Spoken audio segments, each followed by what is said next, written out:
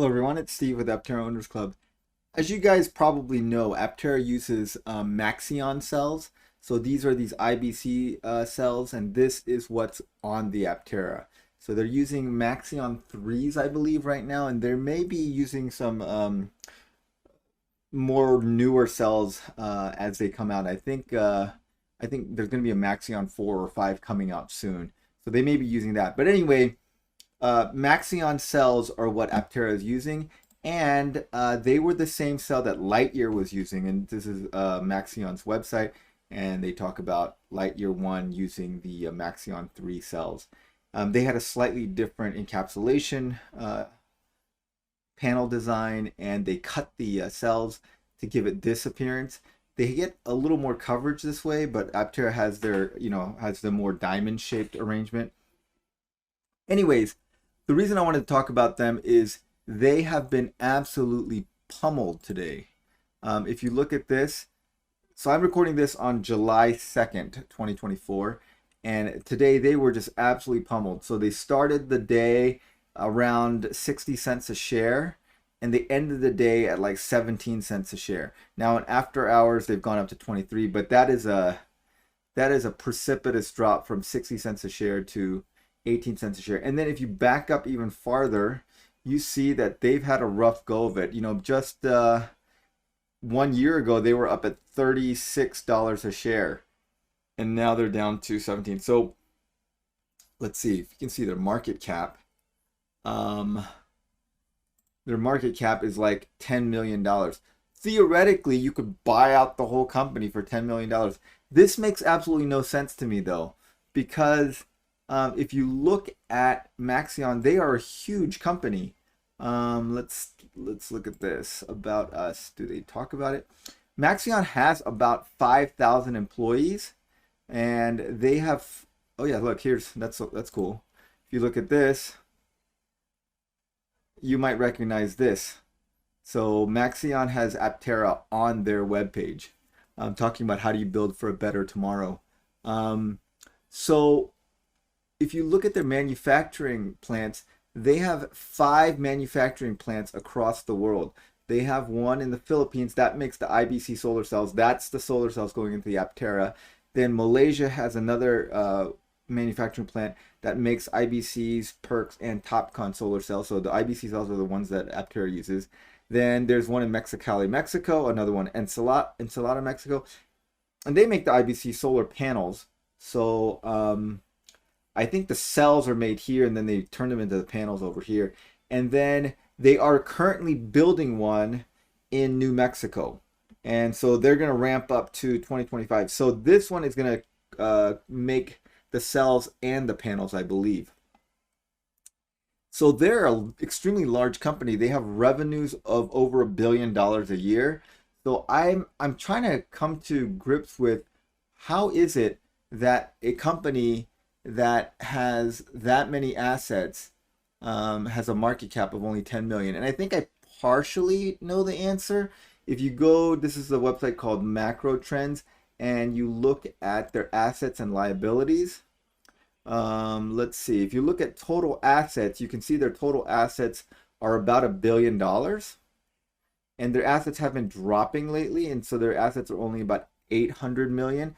So you think, well, they have 800 million in assets, and you can buy the entire company for $10 million. That doesn't seem right. But the issue is they have, they must be highly leveraged, because their current liabilities are 900 million. So they have assets of 800 million, but liabilities of 900 million. So they're actually in the red. And if you look at shareholder equity, if you hold shares in Maxeon, you currently have negative shareholder equity. So I think that's why the market cap is so low, even though they have extremely high revenues. Now, I think in the long term, in the short term at least, there isn't a problem for Aptera. Maxeon's a big company, and I think in the long term there's not really a problem either, because it's not like someone with this amount of infrastructure is going to just go, this is just going to get wasted. Worst case scenario, they're going to get bought out by someone who's going to buy them for really cheap and keep this thing running.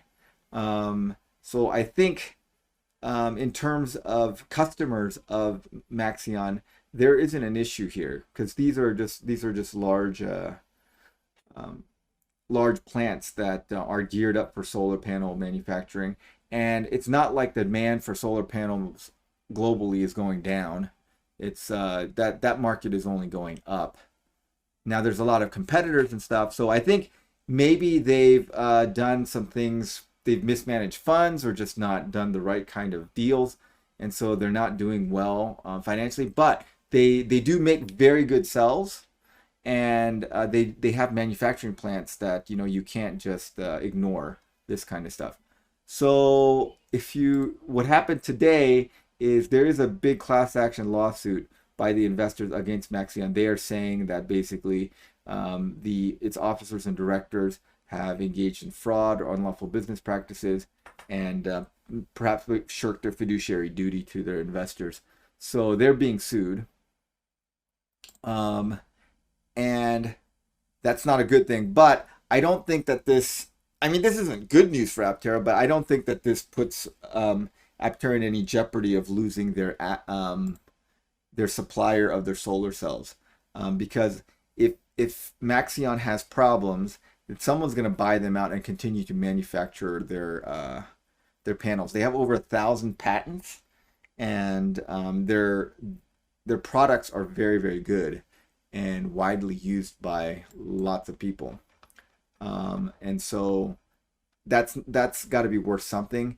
And maybe their creditors will sell off those manufacturing plants and the patents, and someone's going to take them up. And it may be called a different name, but I think those things are still going to be made because they are the kind of class-leading solar cell commercially available. I mean, if you take away like perovskite or bilayer solar cells, these kind of experimental solar cells that are happening right now, if you want to buy commercially available cells, Maxeon cells are kind of the best there is, especially for these mobile applications that require kind of durability and high efficiency. Okay, well, let me know what you guys think. See if maybe you guys can help me understand what Maxeon did to drive their share price down so low. Yeah, they've been doing so bad. Like this past year has just been brutal for them, and I can't figure out what they did wrong to go from $36 a share to basically 20 cents a share. That's just insane. All right, thanks for watching, guys. Have a great day.